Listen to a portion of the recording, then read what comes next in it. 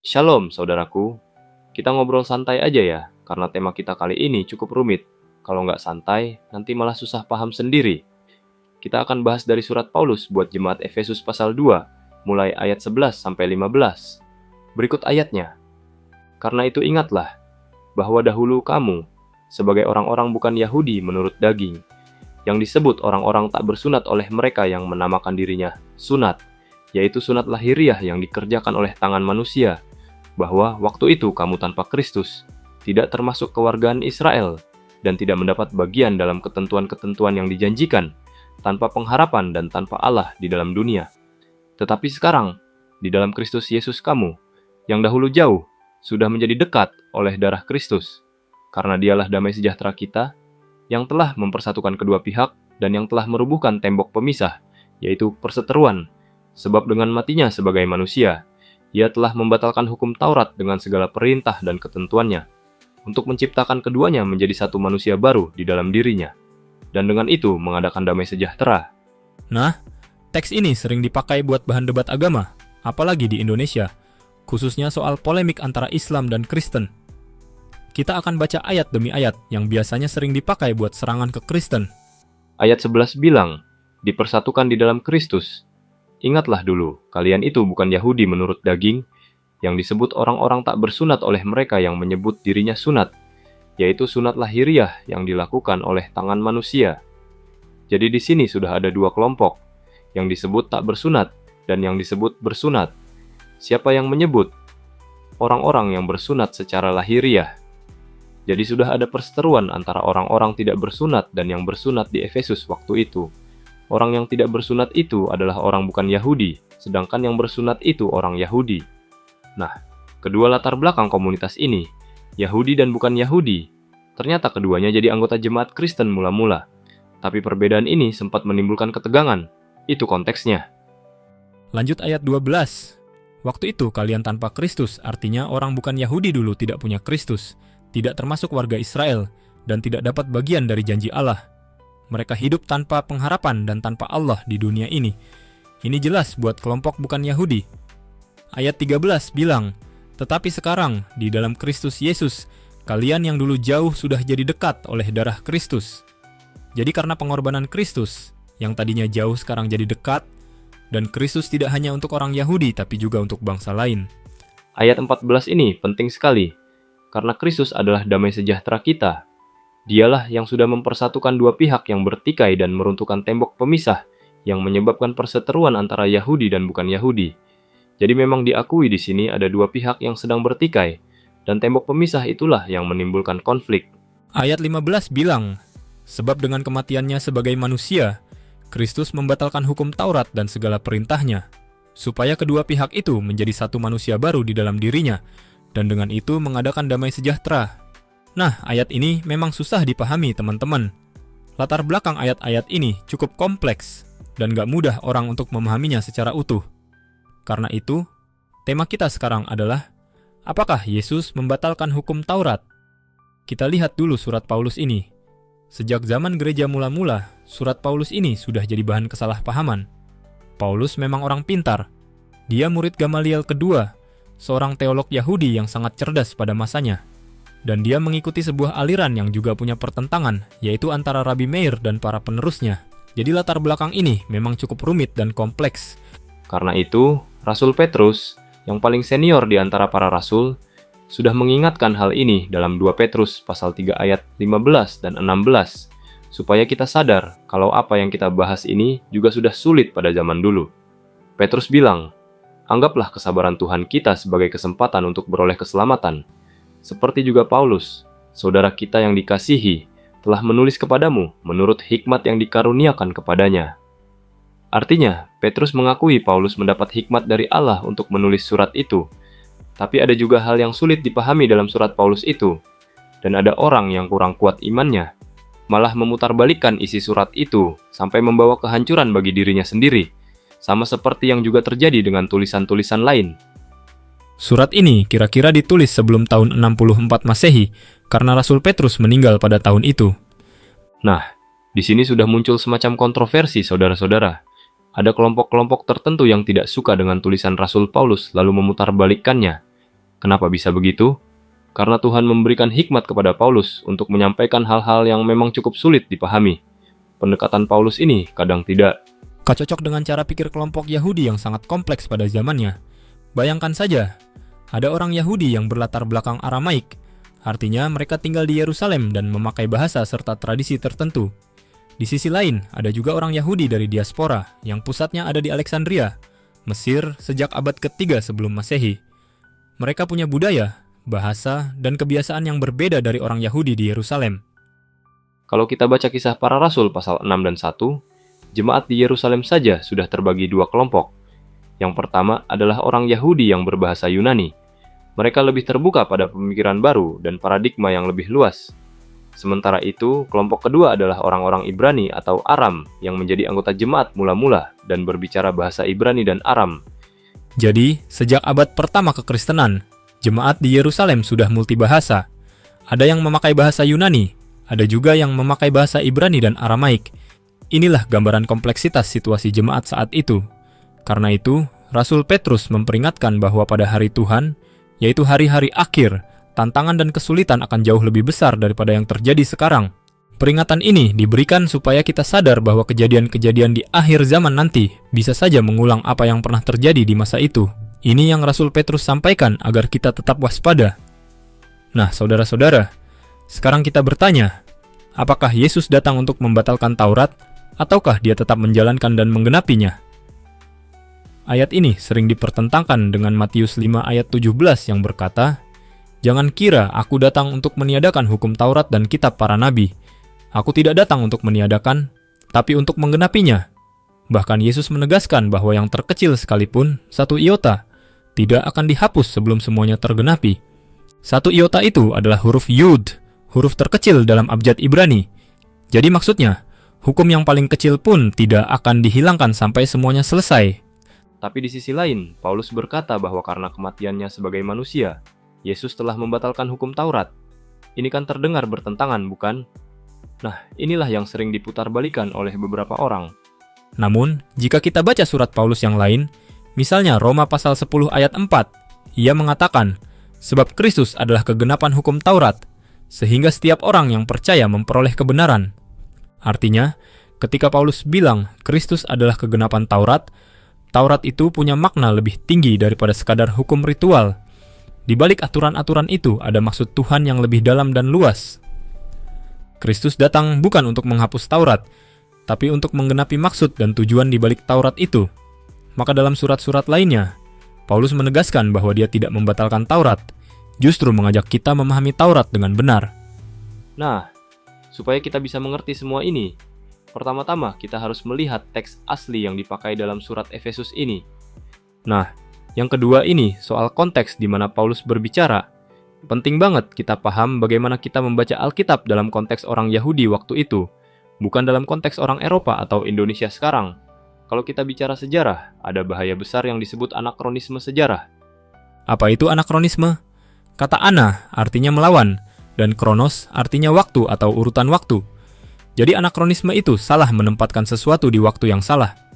Bahaya ini muncul karena bahasa dan situasi sosial ribuan tahun lalu berbeda banget dengan zaman kita sekarang.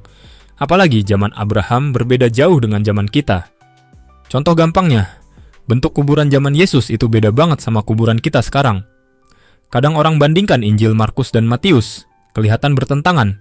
Misalnya, waktu malaikat menggulingkan batu dan menyampaikan kabar kebangkitan Yesus kepada perempuan yang datang ke kubur, Injil Matius bilang malaikat duduk di atas batu, sedangkan Injil Markus bilang malaikat berdiri di sebelah kanan. Terus yang mana benar? Banyak orang yang suka cari-cari kesalahan agama orang lain bilang Alkitab itu saling bertentangan dan gak masuk akal. Padahal sebenarnya, yang tidak masuk akal itu bukan Alkitabnya, tapi cara berpikir orang yang kurang paham. Kalau kita tahu soal anakronisme sejarah tadi, maka kita paham kenapa perbedaan itu terjadi. Bentuk kuburan zaman Yesus itu bukan ditanam atau dikubur seperti kita sekarang, tapi mayatnya diletakkan di cerukan dalam gua, lalu batu besar, yang disebut Gilgal, digulingkan menutupinya. Kalau batu itu digulingkan ke kanan, dan malaikat duduk di atas batu itu, sama saja dengan yang Injil Markus tulis. Malaikat berdiri di sebelah kanan batu yang digulingkan. Jadi sebenarnya nggak bertentangan, cuma kita yang pakai cara pikir zaman sekarang jadi bingung. Bahaya anakronisme sejarah juga muncul karena bahasa yang dipakai berbeda. Walau sama-sama bahasa Yunani zaman Alkitab berbeda dengan bahasa Yunani zaman sekarang. Bahkan bahasa kita pun beda antara zaman dulu dan sekarang. Contohnya, kata selidiki dan perkara. Di zaman Petrus, kata perkara berarti segala sesuatu. Tapi di zaman sekarang, kata perkara lebih ke hal-hal pidana atau kasus hukum. Bayangkan kalau Tuhan disuruh menyelidiki perkara, pasti aneh kan? Karena maknanya berbeda. Ini juga bentuk anakronisme sejarah. Karena itu, ketika kita membaca teks-teks Alkitab, kita harus paham konteks zaman dan bahasa aslinya supaya nggak salah paham. Rasul Paulus sendiri pengetahuannya sangat dalam. Kita harus lihat teks dalam bahasa aslinya supaya maknanya keluar dengan benar. Misalnya dalam surat Efesus, ada kata perseteruan. Kata ini nggak muncul dalam Alkitab bahasa Indonesia, tapi maknanya penting. Perseteruan ini asalnya dari bahasa Yunani ekstran, yang artinya pertentangan atau konflik. Kata ini merujuk ke ayat Kejadian pasal 3 ayat 15, di mana Tuhan berfirman akan ada permusuhan antara keturunan perempuan dan keturunan ular. Ular akan mematuk tumit keturunan perempuan, tapi keturunan perempuan itu akan meremukkan kepala ular. Ini jadi gambaran simbolis konflik antara kebaikan dan kejahatan. Kapan ini digenapi? Saat kematian Yesus di kayu salib. Makanya dalam terjemahan Lembaga Kitab, kata ini diterjemahkan sebagai perseteruan, bukan sekadar pertengkaran biasa. Jadi apa sebenarnya maksud dari kata perseteruan itu? Karena konteksnya merujuk pada perseteruan antara keturunan perempuan dan iblis, maka di situ dengan matinya secara daging disebut juga intesarki atau dalam daging. Contohnya seperti kata geologos sax egenito, yaitu firman itu menjadi daging. Daging ini maksudnya darah, daging, tubuh manusia. Jadi dikatakan dalam perseteruan dalam dagingnya, artinya secara implisit kematian Yesus secara jasmani, secara tubuh. Dengan kematiannya secara daging, autonya berarti dengan tubuhnya, dengan dagingnya. Nah, ini teks yang cukup sulit. Selanjutnya ada frasa ton nomon ton entolon indogmasin. Nomos artinya hukum. Ton nomon berarti hukum. Yang dimaksud di sini adalah hukum Taurat. Ton entolon artinya ketentuan-ketentuan, bentuk jamak. Indogmasin artinya putusan-putusan atau aturan-aturan. Kalau Paulus hanya bicara tentang Taurat, biasanya cukup bilang nomos saja. Tapi di sini menarik. Ton nomon ton entolon indogmasin. Kalau diterjemahkan harfiah jadi hukum dari ketentuan-ketentuan yang dituangkan dalam putusan-putusan atau dekrit-dekrit. Untuk memahami ini, para teolog pun sampai pusing memikirkan Efesus ayat 15 ini. Karena kalau hanya memakai pendekatan bahasa saja, sulit. Tapi kalau pakai pendekatan sejarah, arkeologi, dan lintas zaman, jadi lebih mudah. Kalau kita mau mengerti hukum dari ketentuan-ketentuan dalam bentuk putusan-putusan ini, kita harus kembali ke perjanjian lama. Misalnya kita baca Ulangan pasal 6 ayat 20-21. Ini harus pelan-pelan supaya nggak kelewat ya. Kalau nanti anakmu bertanya tentang peringatan, ketentuan, dan peraturan yang diperintahkan Tuhan, maka jawablah bahwa nenek moyang kita dulu adalah budak di Mesir. Tapi Tuhan membawa kita keluar dari Mesir dengan tangan yang kuat. Nah, kata peringatan dalam bahasa Ibrani adalah edot. Dalam teks bahasa aslinya tertulis Maha edot va hukim va mispatim asyar siwa adunai eluhika ethem. Jadi, kalau mereka bertanya tentang peringatan, ketentuan, dan peraturan, ketentuan itu diterjemahkan dengan kata ketetapan dan peraturan. Peraturan itu adalah mispatim. Jadi ada 3 klasifikasi dalam hukum Taurat Yahudi ini. Yang pertama disebut ha-edot, artinya peringatan-peringatan. Orang Yahudi sejak dulu sampai sekarang menganggap ha-edot ini khusus berlaku bagi orang Yahudi. Contohnya, bisa kita lihat di kitab Kejadian pasal 32 ayat 32. Di situ tertulis bahwa sampai sekarang, orang Israel tidak memakan daging yang menutupi sendi pangkal paha, karena Yakub memukul sendi pangkal paha pada ototnya. Nah, pertanyaannya, orang Jawa dari Ponorogo, keturunan Warok Suromenggolo, kakinya tidak pernah dipukul seperti itu. Apakah ayat ini relevan untuk mereka? Tentu tidak. Ini contoh membaca kitab dalam konteks sejarah. Kalau setiap 17 Agustus kita mengibarkan bendera merah putih dan memasang bambu runcing, kira-kira kalau itu dilakukan di Los Angeles atau Amerika, apakah orang-orang di sana paham? Tentu tidak. Itu adalah hukum nasional, peringatan bagi bangsa Indonesia. Pesan di balik itu adalah untuk mengingat betapa gigihnya perjuangan nenek moyang kita melawan penjajah, sampai dengan modal bambu runcing pun berani maju. Nah, ini kontekstual untuk kita orang Indonesia, tapi tentu tidak kontekstual untuk orang di luar Indonesia. Nah, begitu juga dengan aturan jangan makan daging yang menutupi sendi pangkal paha. Kenapa? Karena setiap orang Israel harus menghormati perjuangan kakek moyangnya, Yakub. Tapi, kalau orang Batak keturunan Yakub Tobeng, apa hubungannya? Tidak ada, kan? Nah, ini termasuk dalam hukum peringatan yang khusus berlaku bagi orang Israel saja. Artinya, hanya orang Israel yang harus tahu dan mematuhi itu. Lalu yang kedua, ada aturan di Keluaran pasal 23 ayat 19. Yang terbaik dari buah tanahmu harus kau bawa ke rumah Tuhan, Allahmu, dan jangan masak anak kambing dalam susu induknya. Ini sebenarnya lambang apa? Ini simbol larangan pemujaan Dewi Kesuburan, yang dikenal sebagai Dewi Asera pada zaman itu. Di daerah Tirus dan Sidon, nama itu Asoret, mirip-mirip saja. Kekhawatiran bangsa Timur Tengah kuno adalah soal putusnya generasi. Jadi Israel dan Tuhan menjalin perjanjian. Kamu bangsa pilihanku untuk melahirkan keselamatan yang akan datang. Kamu akan memberkati semua bangsa di bumi ini, sesuai janjiku kepada Abraham. Jadi pemilihan Abraham itu awal mula. Sebelum zaman Abraham, semua manusia mengikuti hukum Nuh, yaitu hukum yang diturunkan kepada keturunan Nuh. Kemudian, dalam hukum Yahudi, hukum Musa itu diatur lebih lanjut. Ada 613 hukum Musa yang dikembangkan para rabi. Kalau kita bandingkan konteks agama, Yahudi itu sebenarnya akar kita. Orang bukan Yahudi mengikuti hukum Sheva Misfot Beni Noah, yaitu hukum 7 yang berlaku bagi keturunan Nuh. Jadi sebelum Israel dipilih, semua manusia mengikuti hukum Nuh. Salah satu contoh, hukum Nuh membolehkan makan babi. Baru kemudian di Imamat pasal 11 babi dilarang. Jadi kalau kita baca kitab dengan konteks zaman, semuanya jadi jelas. Dulu, Tuhan memiitin Abraham supaya diberkati dan menjadi berkat bagi semua bangsa. Itulah berkat mesianik lewat Abraham. Tapi zaman Abraham, dia masih memasak susu yang dicampur dengan daging anak lembu, yang disebut dadeh, semacam keju. Apakah itu bertentangan dengan larangan memasak anak kambing dalam susu induknya? Tidak. Karena perintah itu belum turun waktu Abraham. Maka, kita harus baca sejarah dengan hati-hati. Saya mengurus Alkitab dan agama saya sendiri dengan memahami sejarah, bahasa, dan arkeologi. Kepada bangsa Israel, Tuhan memerintahkan supaya mereka kudus, dibedakan dari bangsa lain. Bukan berarti Israel lebih suci, tapi mereka dipisahkan supaya berbeda. Kalau bangsa lain takut keturunannya habis, Israel harus yakin Tuhan yang menjamin masa depan mereka. Meski begitu, kenyataannya ketakutan itu pernah terjadi, misalnya kisah Lot dan anak-anaknya yang memabukkan bapaknya supaya bisa mendapatkan keturunan. Jangan salah paham dengan konteks sekarang. Lot bukan nabi dalam Alkitab. Orang yang menyebut Lot nabi sebenarnya salah kaprah. Ismail juga bukan nabi dalam Alkitab. Jadi kita harus memahami cerita-cerita ini sesuai konteks sejarahnya, jangan disalahartikan. Bapak bangsa Arab, iya, tapi dia bukan nabi dalam Alkitab. Ya sudahlah. Istilah orang Surabaya bilang, pecur di sebelah nih, kebacut di kapak nih. Sulit ngomong sama orang yang memaksakan paradigma mereka sendiri. Tapi saya harus sampaikan ini sebagai hak jawab kita orang Kristen.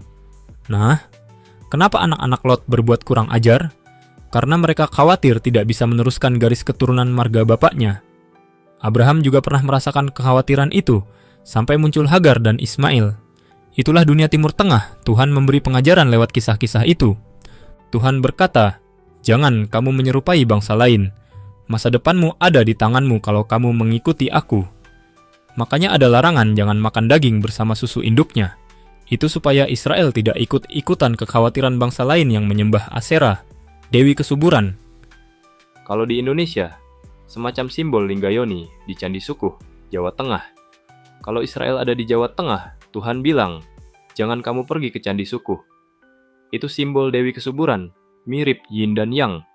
Nah, itu pelajaran membedakan Israel dari bangsa lain. Larangan makan daging dengan susu induknya adalah bagian dari peringatan itu. Kedua, ada hukum yang disebut di Imamat pasal 11. Ini juga khusus berlaku bagi Israel. Hukum itu memang tanpa alasan yang jelas. Ada hukum yang harus ditaati dan ada yang tidak. Misalnya soal buah pengetahuan baik dan jahat. Sampai sekarang orang bingung itu buah durian atau apel. Jawabannya tidak ada, karena itu soal etika, mana yang baik dan mana yang jahat. Kalau kamu memilih makan itu, berarti kamu memilih yang jahat. Meskipun tidak dijelaskan secara rinci, itu disebut hukum.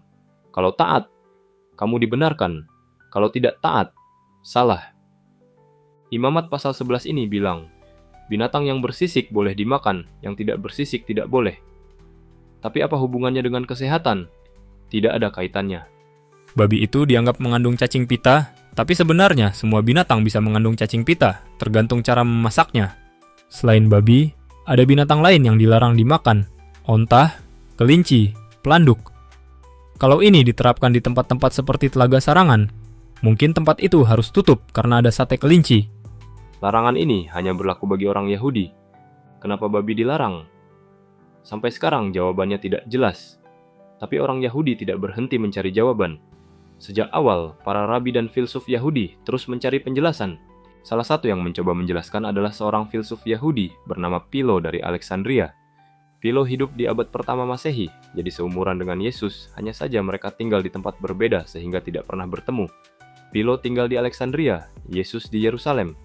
Philo lahir tahun 20 sebelum Masehi dan meninggal tahun 50 Masehi, sekitar 15 tahun setelah Yesus wafat di kayu salib dan naik ke surga. Dalam bukunya The Special Law, jilid 4, Philo menjelaskan tentang babi. Saya selalu menyampaikan data yang jelas, dan tulisan-tulisan kuno itu sekarang sudah diterbitkan dalam bahasa Inggris, bahkan masih ada versi bahasa Yunani bagi yang berani membaca. Philo mengatakan babi dilarang dimakan karena dagingnya adalah yang paling lezat di seluruh muka bumi. Itu kata Philo, bukan saya. Tapi meskipun lezat, orang Yahudi taat dan tidak makan babi karena itu dilarang. Namun, Philo tetap menggunakan akalnya untuk bertanya, kenapa babi tidak boleh dimakan jika itu daging yang enak? Itu menunjukkan ketaatan sekaligus kecerdasan orang Yahudi. Larangan ini ada konteksnya, sesuai dengan perintah dalam kitab Keluaran. Seringkali, kaum debater mencari-cari kesalahan Alkitab, padahal yang salah justru cara mereka sendiri dalam memahami. Di terjemahan lama, kata yang diterjemahkan babi sebenarnya adalah babi hutan, sehingga terjemahan yang berubah bukan berarti Alkitabnya diubah, tapi penafsiran dan konteksnya yang disesuaikan. Dalam konteks perjalanan bangsa Israel saat keluar dari Mesir, babi yang dilarang itu bukan babi ternak, melainkan babi liar yang tidak dijaga. Apa yang Tuhan inginkan saat itu? Saat bangsa Israel dalam perjalanan keluar dari Mesir, mereka sering mengeluh dan tidak puas. Tuhan menginginkan mereka punya jiwa merdeka. Namun, mereka berpikir lebih baik hidup sebagai budak di Mesir tapi makan enak, daripada merdeka tapi susah dan kelaparan di padang gurun. Mereka membayangkan makanan yang enak, seperti daging sapi atau kambing. Karena ketidakpuasan itulah pengembaraan di padang gurun sampai 40 tahun. Kalau mereka dibolehkan makan babi, mungkin pengembaraan itu jadi lebih lama. Inilah refleksi dan penafsiran kenapa babi dilarang. Babi tidak dilarang bagi orang bukan Yahudi, tapi khusus untuk Yahudi karena klasifikasi hukum yang berbeda. Philo menulis The Special Law, yang merupakan terjemahan dari Hukim dalam bahasa Ibrani. Kemudian, ada jenis hukum ketiga yang disebut Mishpatim. Mishpatim adalah hukum universal yang berlaku untuk semua orang, seperti larangan membunuh, berzina, dan bersaksi palsu. Ini berlaku di mana saja, untuk semua bangsa dan agama, termasuk Yahudi dan non-Yahudi. Nah, kira-kira seperti itulah kompleksnya hukum yang digambarkan dalam kitab suci. Jadi hukum yang berlaku untuk bangsa lain disebut Mishpatim. Itu 3 klasifikasi hukum Yahudi yang penting kita pahami. Nah, soal hukum yang berlaku bagi orang bukan Yahudi, sebenarnya sudah ada rumusannya sejak lama, walau baru dibahas lebih luas di abad-abad belakangan. Hukum itu disebut Sheva Mishpat Bini Noah, artinya 7 hukum untuk keturunan Nuh. Sheva berarti 7, Mishpat artinya hukum, Bini itu bani atau keturunan, dan Noah adalah Nuh. Apa saja 7 hukum itu? Pertama, larangan abudah syarah, yaitu larangan menyembah berhala. Kedua, larangan birkat Hashem atau kililat Hashem, artinya tidak menghormati Tuhan atau menista Tuhan. Ketiga, kilui arayot, yaitu larangan percabulan, perzinahan, dan imoralitas seksual. Keempat, gesel, larangan tindakan kekerasan, merampok, mencuri. Kelima, sefikut damim, larangan pembunuhan atau pertumpahan darah. Keenam, Efer min hakai, larangan makan binatang mati yang dicekik sehingga masih ada darahnya. Ketujuh, untuk menegakkan keenam hukum tadi, perlu adanya pengadilan yang adil atau dinin. Nah, bagi orang Yahudi, ini bukan pandangan saya pribadi, tapi memang pandangan yang berlaku sampai sekarang.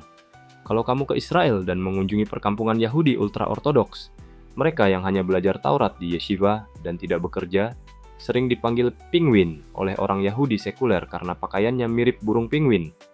Mereka ini tinggal di daerah bernama Mea Shearim di sekitar Yerusalem. Pada waktu-waktu tertentu, mereka tetap setia menjalankan kedua hukum itu. Bagi mereka, cukup bagi orang luar Yahudi yang tinggal di tanah Israel mengikuti hukum Nuh. Jika mengikuti hukum Nuh, mereka disebut Heside Umod Ha'olam, yaitu orang bukan Yahudi yang saleh. Orang-orang ini dijamin keselamatannya di dunia yang akan datang, atau Olam Haba. Misalnya, jika kamu pergi dari Yeriko ke Laut Mati, di sepanjang jalan itu banyak spanduk berwarna kuning bertuliskan dalam bahasa Ibrani dan Arab yang intinya memerintahkan menegakkan hukum Nuh demi perdamaian antara Yahudi dan bukan Yahudi. Bagi orang Yahudi, mereka tidak boleh memaksakan hukum Taurat kepada orang bukan Yahudi, sedangkan orang bukan Yahudi harus menghormati orang Yahudi yang mengikuti hukum Taurat. Makanya di Israel ada restoran yang menjual daging babi untuk orang bukan Yahudi, tapi orang Yahudi tidak makan babi. Namun, karena tidak mudah memeriksa siapa yang makan apa, saya pernah buat tayangan di Israel dengan mengunjungi restoran daging babi. Ini untuk edukasi bagi orang Indonesia, supaya tahu, meskipun Israel punya sejarah hukum yang ketat, mereka tidak anti restoran babi. Kalau ditanya saya lebih suka kambing atau babi, tentu saya pilih kambing. Tapi saya masuk restoran daging babi itu demi mengedukasi orang Indonesia, supaya tidak salah paham. Di samping restoran babi itu ada restoran Yahudi yang menyediakan makanan kosher yang sesuai hukum Taurat. Jadi ini yang boleh dan ini yang tidak boleh. Kalau kamu tidak boleh, jangan masuk ke sini. Masuklah ke tempat yang boleh. Semua boleh kok. Kalau di Indonesia, biasanya nggak ada yang namanya kota kosher. Tapi di Israel, hal ini sangat jelas. Misalnya restoran cepat saji seperti McDonald's atau KFC. Warnanya merah itu biasanya bukan kosher, dan itu bukan untuk orang Yahudi karena ada cheeseburger yang mengandung keju dicampur daging. Itu melanggar Keluaran pasal 23 ayat 19. Tapi yang pakai warna biru itu kosher, benar-benar sesuai aturan. Makanannya tidak dicampur susu dengan daging. Orang Yahudi tahu batasannya. Dulu, sekitar tahun 2000-an, restoran Yahudi pada hari Sabat makanannya dingin semua karena orang Yahudi tidak boleh bekerja hari Sabat. Tapi sekarang, walau hari Sabat, makanan tetap panas karena yang memanaskan adalah orang Arab, bukan orang Yahudi. Orang Yahudi tidak boleh bekerja, tapi orang Arab yang dipakai untuk membantu. Nah, jadi hukum itu tidak dipaksakan ke orang lain jika tidak berlaku untuk dirinya sendiri. Di Indonesia, kita malah sering lebih Arab daripada orang Arab, lebih Yahudi daripada orang Yahudi.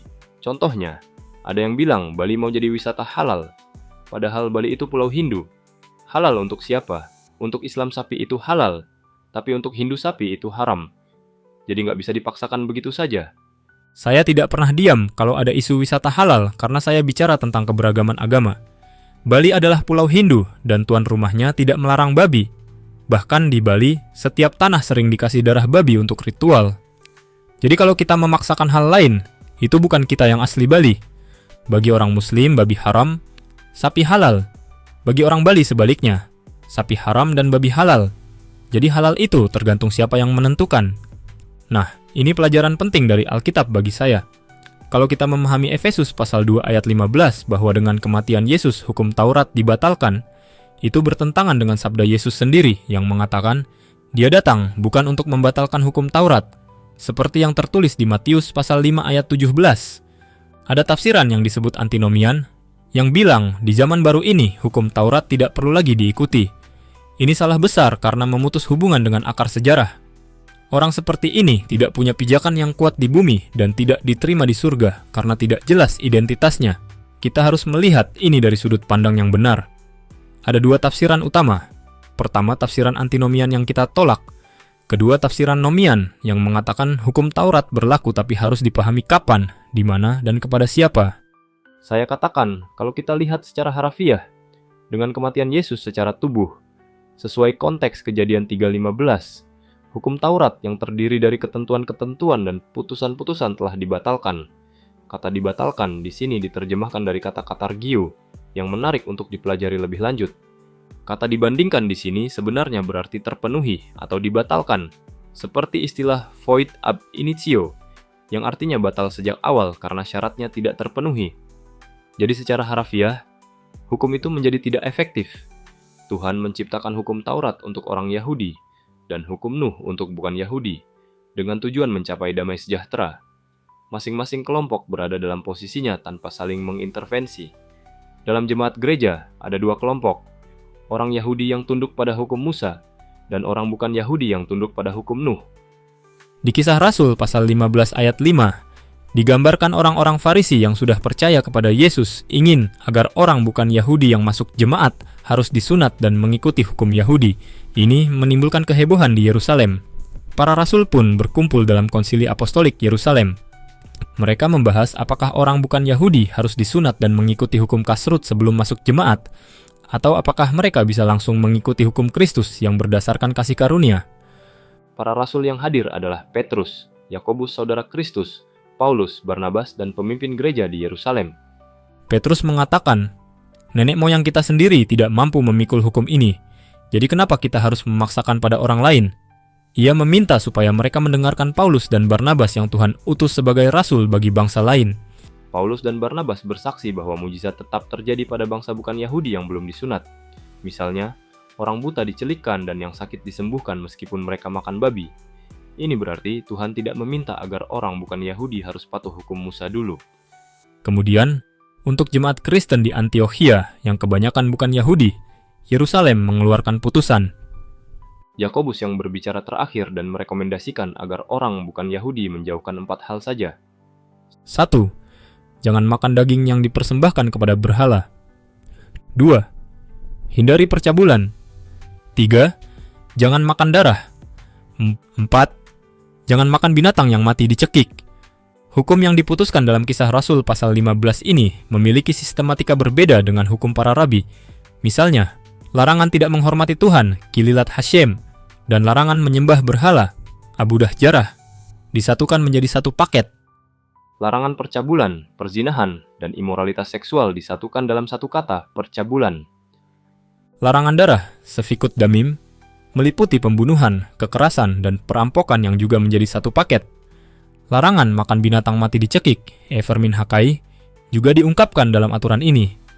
Jadi para rasul merekomendasikan agar orang bukan Yahudi kembali ke hukum Nuh, karena memang mereka bukan Yahudi. Kalau kamu baca ensiklopedia Yudaika, itu ditulis oleh orang Yahudi dan menjelaskan hal ini. Apa yang Paulus katakan dalam suratnya dan yang terjadi di Kisah Rasul menggambarkan bahwa hukum Nuh diterapkan untuk jemaat Kristen awal yang berasal dari bukan Yahudi. Kalau kedua hukum itu bisa dijalankan dengan baik, maka akan tercipta shalom, yaitu perdamaian, karena keselamatan kita tidak lagi bergantung pada hukum mana yang harus dipatuhi siapa, tapi pada hukum Kristus yang berpusat pada kasih karunia dan anugerah. Sejak awal, pluralisme hukum ini sudah ada dalam kitab Taurat. Misalnya, orang bukan Yahudi yang tinggal di daerah Yahudi dan cukup mengikuti hukum Nuh disebut sebagai Hashiti Umut Ha'olam, yaitu orang asing yang saleh, atau orang bukan Yahudi yang baik. Kalau orang asing yang baik ini ingin jadi Yahudi melalui proses proselitisme atau peyahudian, mereka disebut Gersedek, artinya orang asing yang benar-benar menjadi Yahudi. Contohnya adalah Herodes Agung. Herodes Agung sebenarnya orang Arab, tapi bukan dari Arab Saudi. Ayahnya bernama Antipater, keturunan Edom dari Esau. Ibunya dari suku Nabatean, yang menurut Flavius Josephus adalah keturunan Nebayot dari Ismail. Meskipun rasnya bukan Yahudi, Herodes Agung masuk agama Yahudi, jadi termasuk Gersedek. Jadi, kalau kedua kelompok ini sudah diatur jalannya masing-masing, bagaimana dengan kedatangan Kristus? Apakah orang yang mengikuti hukum Nuh harus menjadi hukum Musa baru kemudian Kristen? Tidak. Mereka langsung pindah dari hukum Nuh ke hukum Kristus. Begitu juga orang Yahudi dari hukum Musa ke hukum Kristus. Semua jelas seperti itu. Tapi dalam praktek, tidak selalu seindah yang dibayangkan. Ada istilah ilmiah yang disebut dasein yang tidak selalu sesuai kenyataan. Makanya kata dibatalkan itu kita sepakati sebagai katargio, yang artinya apa yang diidealkan itu tidak seindah yang dialami. Jadi orang Yahudi memahami keterpilihan mereka secara berbeda. Mereka percaya bangsa ini dipilih untuk melahirkan Mesias yang akan datang, tapi bukan berarti mereka eksklusif dan orang lain tidak terpilih. Maksudnya bukan kami bangsa terpilih, kamu tidak, tapi kami terpilih melalui jalur mesianik ini. Bukan berarti maksudnya kami terpilih, kamu tidak. Saya terpilih di jalur mesianik ini, kamu terpilih di jalur yang lain. Jadi ketika Tuhan memilih Israel, bukan berarti dia membenci bangsa lain. Makanya ada dua jalur itu. Tapi orang Yahudi sering menafsirkan secara eksklusif. Mereka bilang, kami bangsa pilihan, kamu bukan. Akibatnya, mereka membangun tembok pemisah yang membuat orang bukan Yahudi tidak boleh masuk. Inilah dinding pemisah yang Paulus maksud, yang memicu perseteruan antara Yahudi dan bukan Yahudi. Orang Yahudi merasa mereka lebih tinggi, sedangkan orang bukan Yahudi mengalami kesulitan hidup di bawah hukum Romawi dan hukum Latin. Mereka merasa diperlakukan tidak adil. Tidak ada agama lain yang se-ekstrim itu soal pemilihan. Karena itu, Yahudi dibenci di banyak tempat. Tapi dengan kedatangan Kristus, kebencian itu dihapus lewat kasih universal yang ditebus di kayu salib. Kasih itu membuka pintu maaf dan rekonsiliasi. Ayat 15 tidak bisa dilepaskan dari ayat sebelumnya tentang dinding pemisah itu. Dinding pemisah itu menyebabkan perseteruan. Namun, dengan hadirnya Kristus, dinding itu diruntuhkan. Kristus merobohkan tembok pemisah perseteruan itu. Dengan kematiannya sebagai manusia, hukum yang terdiri dari ketentuan-ketentuan itu, seperti hukum dalam Imamat 11, menjadi tidak berlaku lagi. Dalam bahasa Ibrani disebut et misfotah, hukim betorah, yaitu hukum Taurat yang terdiri dari ketentuan-ketentuan yang dipaksakan kepada bukan Yahudi. Semua itu menjadi tidak berlaku dengan sendirinya. Kata katargeo artinya kehilangan efektivitas, tidak berfungsi sampai titik tertentu hukum itu tetap ada, tapi tidak mampu menyelesaikan masalah. Jadi, secara harfiah bisa diterjemahkan, sebab dengan matinya sebagai manusia, semua hukum dari ketentuan-ketentuan yang dituangkan dalam putusan-putusan telah batal demi hukum.